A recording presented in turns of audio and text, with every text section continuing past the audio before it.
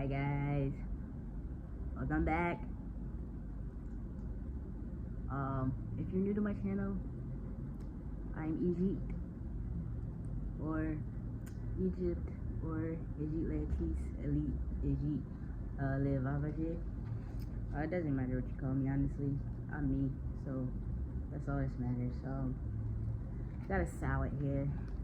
You're just hungry, got an assignment to do. As you all know, we got Stitch in the cut and chilling and whatnot. I've been thinking about all day about how I was going to do my video today, like what I wanted to talk about, even though I know that I'm just going to end up talking about whatever comes to mind. Ooh, excuse me. And I'm going to eat in the meantime, because the bitch is hungry. I made me a makeshift salad. I went to the salad bar, got some cucumbers, some seaweed. The wet seaweed, not that dry shit. I hate the dry seaweed. I added some pineapples, and then I went to this chicken stand. This lady I get chicken from every day, but her chicken be so good, her fried chicken. And I got her sticky rice. And I made me a little bowl. So I gotta be a mix of healthy and unhealthy, you know? Balance. If it was up to me though, I would eat healthy as fuck every single day. But what I really want to talk about is the purpose of my channel. I'm going to talk about the purpose of my channel a lot, because it's going to keep evolving. And we'll keep talking about different things. But my channel is called Egítcreationism, which is my name plus creation. Now, the name that I was born with is Egypt. Yes, go ahead, pyramid, all that shit. Heard it 1,000 times. Heard it since I was a child. It's nothing new. And then creationism is basically what it sounds like. Everything I do in creation. I like creating things. So like, you might look through my channel and be like, does this girl not know what she want to do? Why does she have so many hobbies? Why does she have so many interests? Literally because why not? Why limit myself when I'm capable of doing multiple things? Now, what I am learning currently in my life season is I do not like to do multiple things at once. I like being immersed. I like doing one thing until my soul gets tired of doing that one thing and wants to go to the next. Right now, I'm taking 3 creative classes, a language class, and a psychology class. If y'all don't know, if you don't follow me on TikTok, I am a psychology major at Lincoln University, the first HBCU. And it's a lot, I'm not gonna lie, because I'm still taking a class at home too. My senior class, because girls is a senior graduating this year, period. I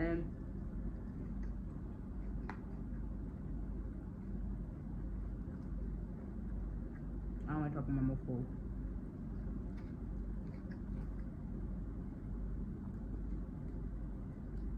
I started developing this into the material world. I want to say material world, because it's been up here for years. This past summer, which basically is to, that's my air conditioner, y'all, if y'all heard that. It's basically to show creativity and how it relates to healing. Here at Egítcreationism, we combine the spirituality, the mundane, the insane, and science all into one ordeal.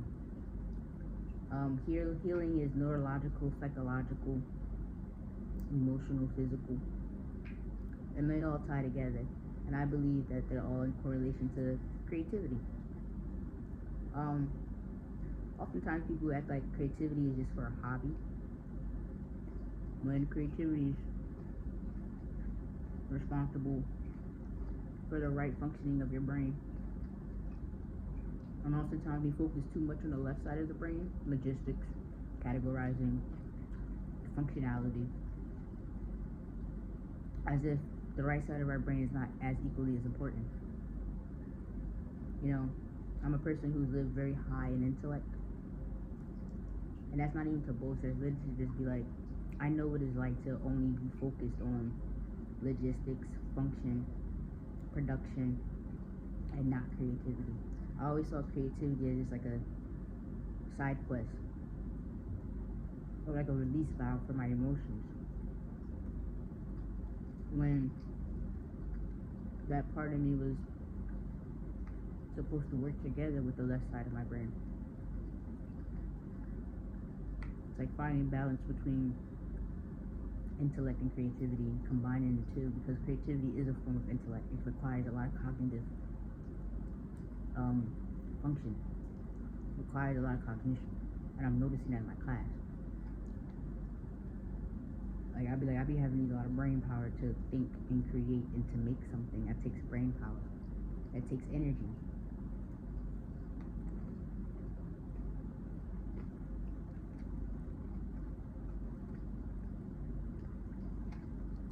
For a long time, I used my creativity to survive life. You know, using it as like a side thing, and not really fully understanding it either. Just thinking like, oh, I just write poetry. Oh, I just like to paint. Oh, I just like to play music or listen to music. I love listening to music. The only reason I don't have music right now is because I'm tired of getting the copyright email.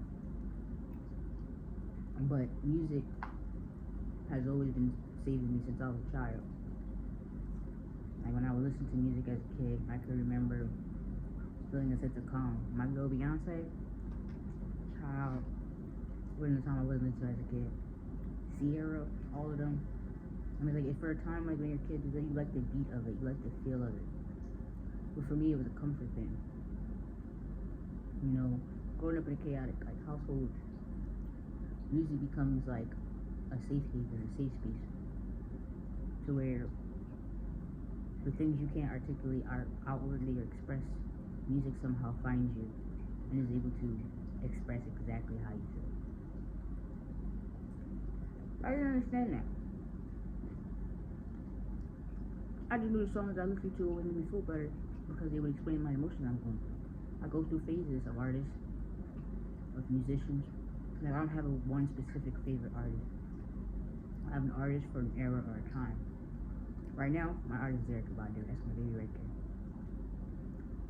And like, that was like some transformative healing shit right there, listening to her shit.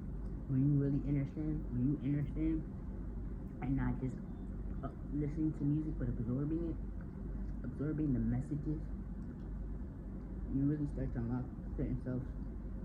Because music is frequency. That was one thing I learned. Music and frequency and vibration and all things around us is just energy moving in motion. That's emotion. Emotions is just energy in motion. And it's like, when you realize that we're just atoms vibrating very rapidly. And then people wonder like, oh, how do, karate people like break boards and stuff with their hands? Because they're controlling energy contact and friction and barriers and all that science shit. And it's like, that's everything around us. And when people be like, oh, raise your frequency, raise your vibration, it's literally basically charging the atoms of your body to a higher voltage, higher capacity level.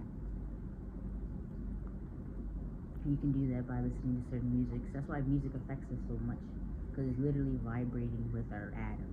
The music that we listen to is vibrating with our atoms, and it's changing it. Our atoms aren't fixed.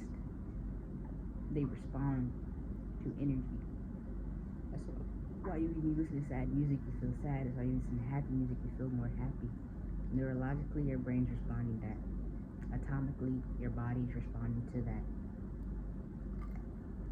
So I started listening to more positive music, more music with high vibration. Michael Jackson talks about this too.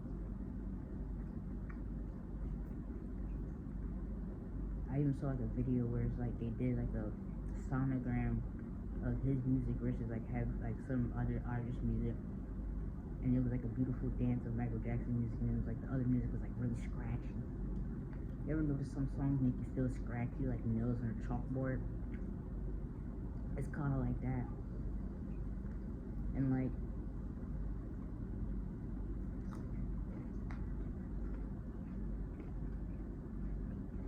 music is a form of creativity.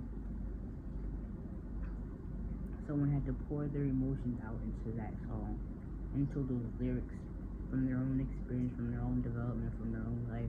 That energy being poured out, and you're receiving that energy in response. And resonance is called resonance. Resonance is when you're able to feel something through the presence of another thing or another being or another thing. Like when you watch a movie and you wonder why you feel so close to the main characters, because they're reflecting something in you. It's called mirroring too. Mirroring, projection, all of those things are happening simultaneously when you communicate with people. You know, everything in your life is just a reflection of your internal state. When you think somebody's judging you, it's because you're probably judging yourself. When you think the world is cruel to you, probably because you're not with yourself. And it's hard for people to accept that. It's hard for people to accept that it's true. I found it hard to accept that it's true for a while. It's easy to blame externally. It's easy to blame God, the universe, Jesus. But it's a huge thing when it comes to personal responsibility. One of my favorite psychologists is Carl Jung. And a lot of people say, oh, Carl Jung was a loony, Carl Jung was talking a bunch of nonsense. History has literally proven that the people who spoke nonsense were always onto something before the world could catch up. History has literally proven this. Everybody was like, oh, that person was crazy, oh, that person was lunatic, and then hundreds of years later, people are literally studying in their texts. And it's like, y'all gonna notice that I dodge in and out of, like, circling on my topics. But trust me, it all makes sense. It's just how my brain loops and processes. And that's another reason why I create Egítcreationism. I wanted people to see a human just live, bro. I am a human being. I'm not a persona. I'm not a curation. I'm not trying to be anything other than myself. And I've always been trying to do that my entire life. But the world always made me feel like being myself wasn't enough. When you're a kid, you don't really have the option to filter that out. So you absorb what the world thinks about you. You absorb how people treat you. And you think that that's just truth. You believe that the world's truth is your truth. And that's not the case. And that's what I'm learning. I'm learning that the world's truth isn't my truth, and that's okay. How I choose to live my life may not be how one chooses to live. My goal with my channel, with my platform, with what I'm doing with Egítcreationism is to show that by living in your truth, life can be yours. And we're scared to live in our truth. We're scared to be weird. We're scared to be awkward. We're scared to stutter. We're scared to not know everything. We're scared to learn. And it's like, I think about my childhood, I think about my teenage years, of all the times that I tried to fit in. Even when I didn't want to fit in. Even when I knew that I'm like, I want to be just myself, but you want community, you want connection, you want people to support you and love you. And that's when you start the chasing, that's when you start the seeking, and the begging, and the projecting. And then it's like, there's always something that happens in our life that makes us look at ourselves and go, what the hell am I doing this for? Who the hell am I trying to gain approval for? The world who will never be approved by the shit that I do? I'm becoming a young adult now was showing me that. I was the straight A student. I was the kid who could never do no wrong. I was the kid who tried to stay out of trouble. And truthfully, it still wasn't good enough. It still was more. Do better. Be the best. Be number one. Don't fall short. Don't fail. And failure is the biggest lesson of all. How can you learn and grow if you don't fail? If you don't try different routes, if you don't try different avenues. I didn't have that.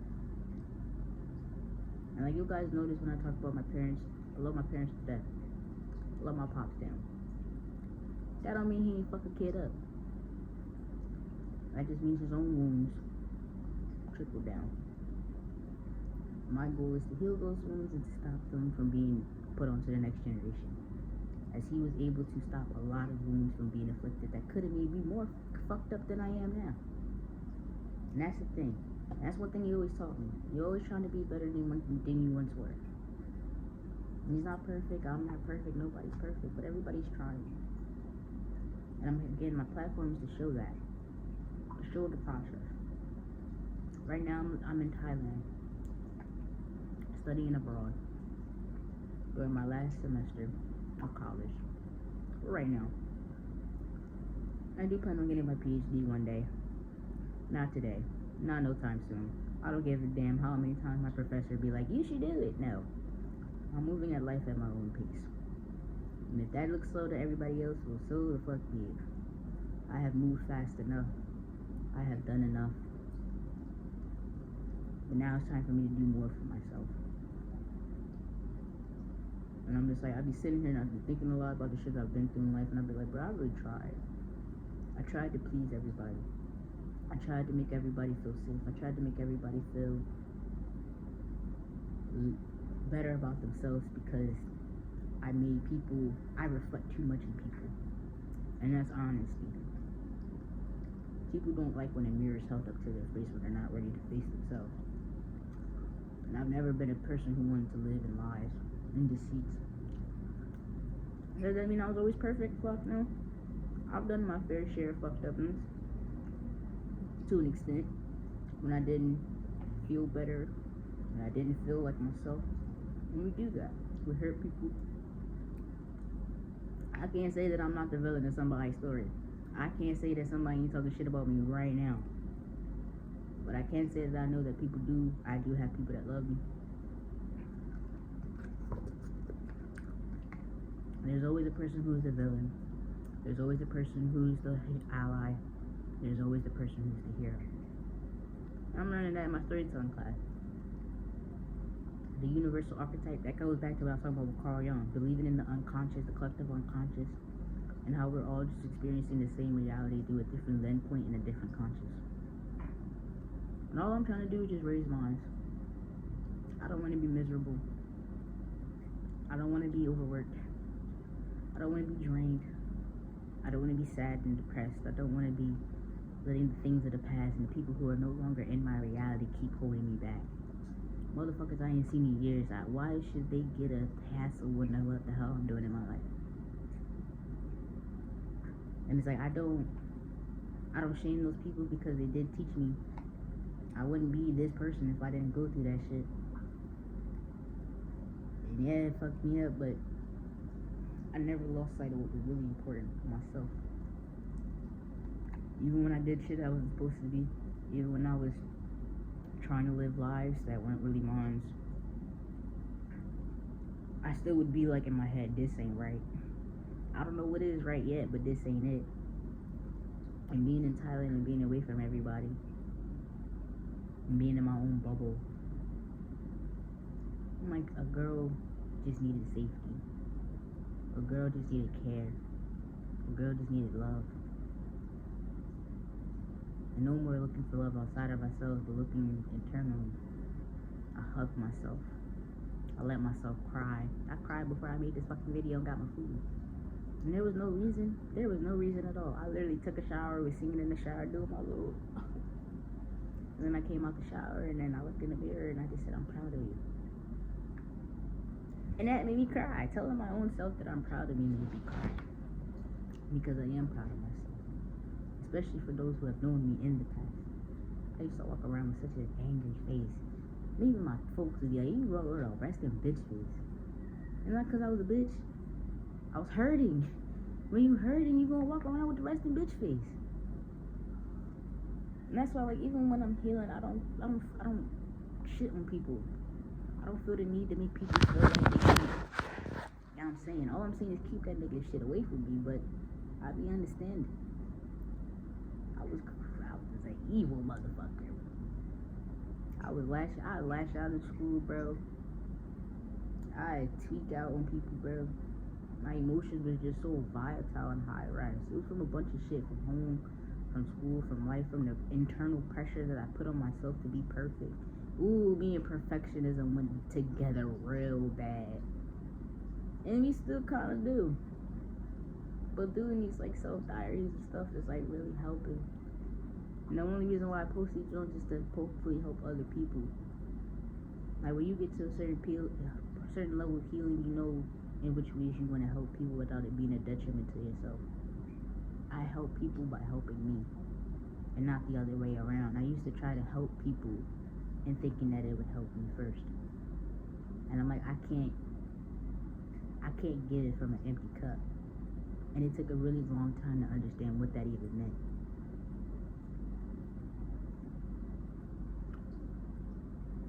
Intellectually, I knew. But actually embodying that is a different story, especially when you have trauma. Especially when love felt conditional as a child. If you did good, you got love, you got appraisal. You did bad, you got nothing. And it was like, it's like growing up like that. It's shaping your sense of self. If I don't prove that I'm worthy, that I'm not loved. If I don't do the most for this person, they're not going to see my value. If I don't give and give and give to a person who won't even look at me, then maybe they'll want me. But you ever notice that it doesn't happen? No matter how hard you do try.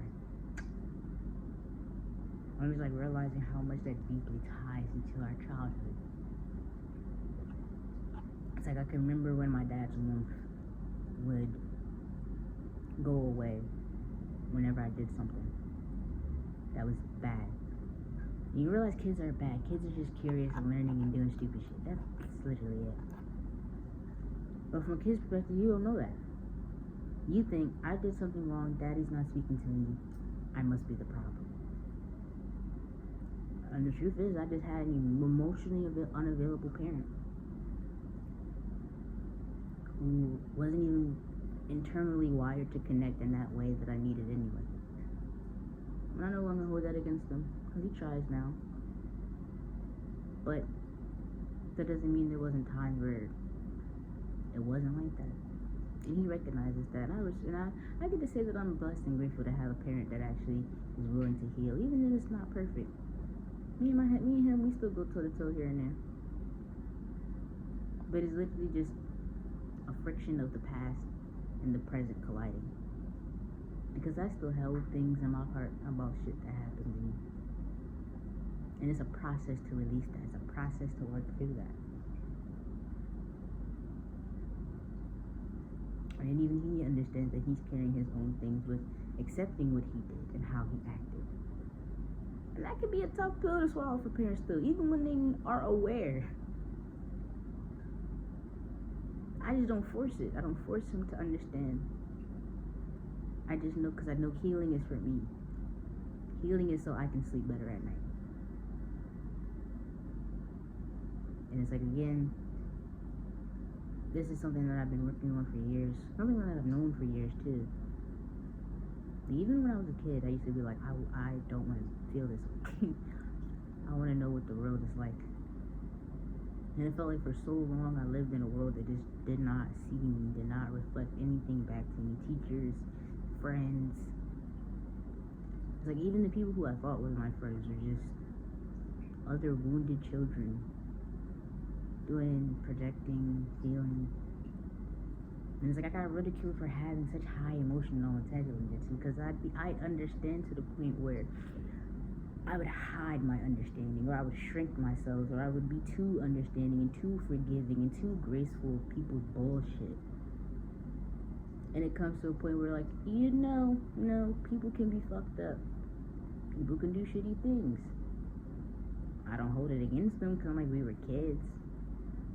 But that doesn't change what happened, because I was able to not do certain things. I used to get bullied. I used to get teased. And when I said that thing, I'm like, bro, when I realized, like, when I do now in my life, when I don't do shit, like, I just go to school, I do my work, I might have a little jokey joke, a little laugh, go home, sit in the bed, eat, color, whatever the fuck. Because I really don't like being bothered all like that. And I never liked being bothered. I always like being in my bubble, but it's like people don't know how to sit when others are in their authenticity. It makes people uncomfortable because people feel like they can't. Their lives are constraining them from being themselves. And then they project onto you because either you can see crystal clear through them, or because you just don't mind being yourself. I was a kid who didn't give a fuck what I wore to school, and people would be like, oh, why are you wearing that? Oh, you look like this, you look like that. I used to get called all types of names, bro.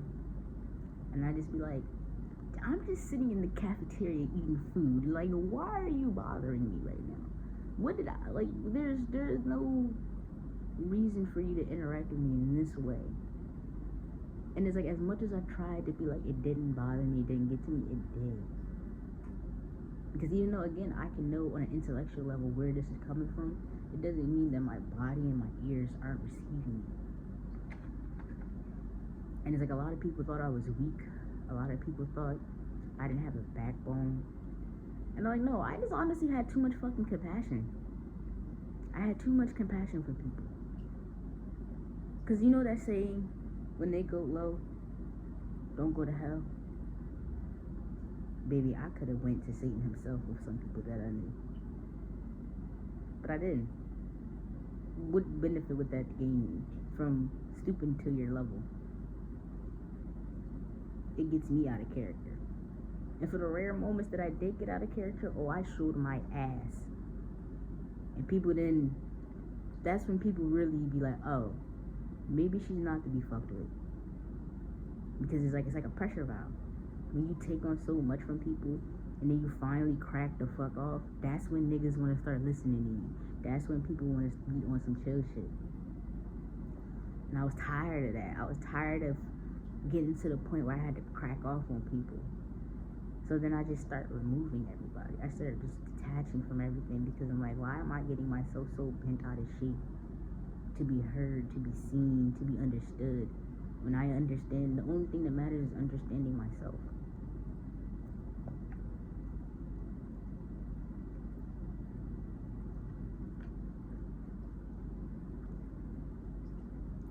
Like, people was like, oh, you can't fuck, you can't do this. I just be like, bro. Especially how I was raised, in the environment that I grew up. I had the grit, I had the spice, I had that side. But using that side wouldn't have been who I truly am as a person. It just would have been a response factor and a reaction to how I'm being treated. And that was never my thing for myself. My goal was always peace. Peace and harmony. Because I grew up with a hard understanding that not being healed is what creates all these things. My family was my first example. My grandma, all of them, my aunts, my uncles, cousins that I don't even know. Everybody just hurt.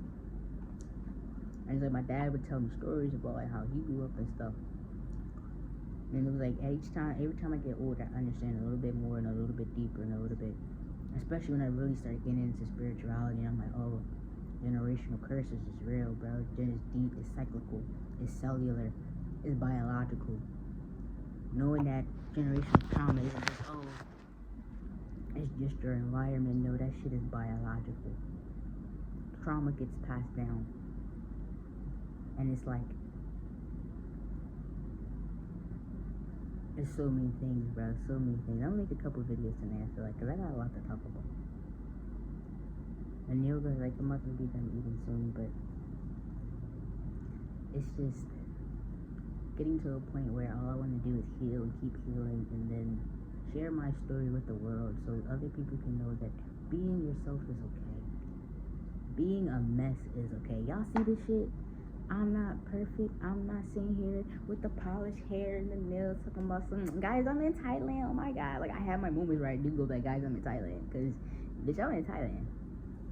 But that's not my identity. That's not my personality. My identity is very fluid. That's why some days y'all might see me in a dress, some days y'all might see me in my turban. Because I'm just me, bro. I'm just me. I don't do the whole I'm non-binary, none of that crazy shit. I literally just be like, bro, I'm me. And whatever the fuck me decides to be today. I don't gotta wear a uniform no more. I don't gotta work posture and be the perfect daughter or the perfect student. I never gave a fuck.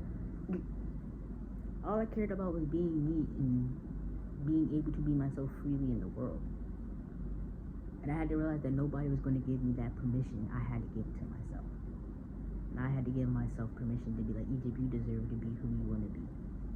In whatever way that means for you. And it's like, I kept my inner child close. Even when I was depressed. Even when I was drinking heavily. This girl was getting in the liquor. Even when I was smoking heavy. I still do a little from time to time, but baby, if y'all knew me when I was a teenager, talk about 10 blunts a day is honestly just iron lungs. But we don't need to escape no more from life. We don't need to run more from life. I can fidget. I can move. I can breathe. I created safety for myself. Safety in my body. And still learning how to do that. It's a soul process. And I want that anybody who feels misunderstood, anybody who feels left out, anybody who feels like they don't know where they're going in this world, to be your mirror. I want to be the mirror to people to show you that it's okay to live in your truth. I didn't come from the best life. I didn't come from some fairy tale where I had everything and where everything was golden. The more I do these, the more y'all get to know me, y'all gonna know that it was rough. It was really rough. Because I have literally nothing to hide. I have no shame in who I once was. I have no shame in who I am now. And I damn sure ain't gonna have no shame in who I'm becoming. Because in this life, all I care to do is evolve and get back to the truest version of myself. And all I want to do is meet people who reflect that back to me, reflect back my truth. I'm tired of being reflected back my wounds. I'm tired of having my distortion reflected back to me. Because it's not who I am. I know who I am. And I've always known. There were times where I might have forgotten. There were times where it was veiled, but at the core essence of who I am, I never forgot that. I made a motherfucking promise to myself as a child that when I turned 18, everything would change. And I'm 21 now. And in 4 years flat, I've been able to change so much in my life. Off the sheer will of my own mind, my own heart, and my own body. And understanding that this life is mine. This execution is mine. I can't keep blaming I can't blame my parents. I can't blame my mother and how she treated me as a child. I can't blame my dad for my upbringing. I can only thank him for getting me to the point where I can do it on my own. And where I can take it and be like, well, if I fuck up, I fuck up. And I don't plan on fucking up in a way that's detrimental. Will I make mistakes? Will I have plans that fail? Hell yeah, that's part of life. But it's to navigate towards getting to my truest path. And I had to realize I had to create that path. And that's a lot of work, and it's scary. Creating your own path is literally just like you have no script. There's literally no script from creating your own fucking life. You just have to create it and build and go with the flow. Egítcreationism is literally being built from the ground up. From a voice that I had in my head at 14 years old that said, I want to heal the world. And I want to make a YouTube channel. And I remember telling my dad this one day. I was 14. I don't remember what the day happened. I just remember me and him was going to the corner store.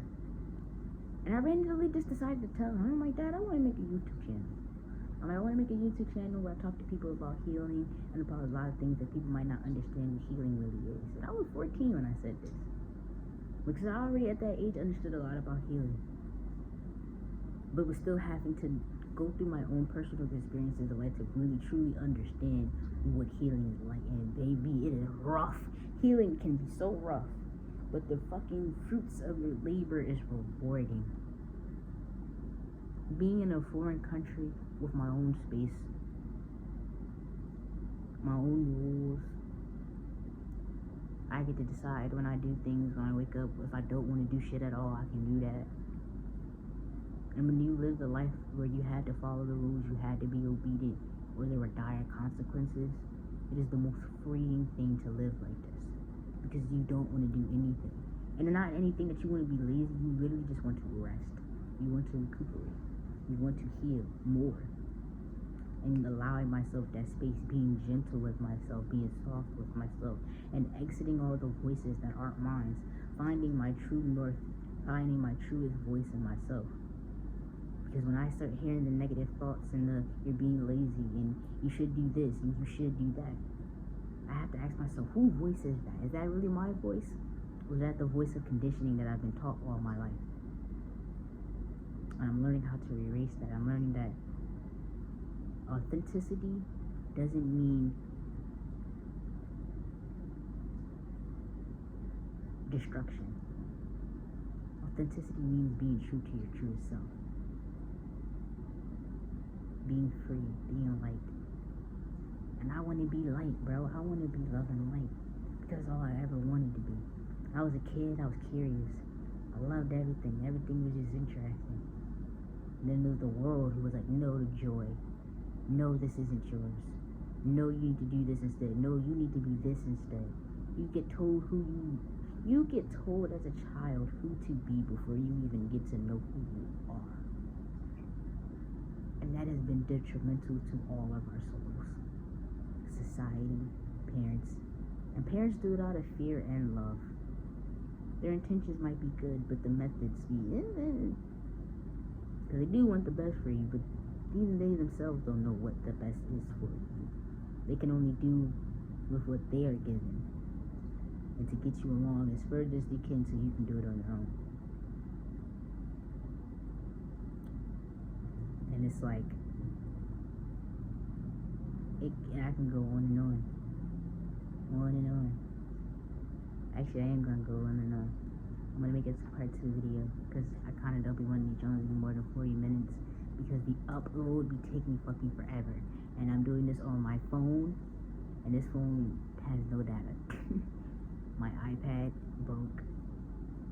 It's like girlies is really just doing all this shit off the strength and shit. So we're going to come back for a part 2. I'm going to finish my salad first, and then we'll do a part 2. I'm probably going to need to think and reflect a little bit more on what I just told all y'all. Like, oh my god. Because really, when I do this, I'm doing this for myself. And then however y'all receive it is however y'all receive it. That ain't up to me.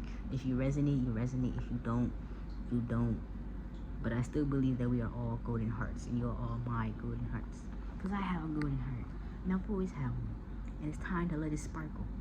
Sparkle warkle. Alright guys. Until next time.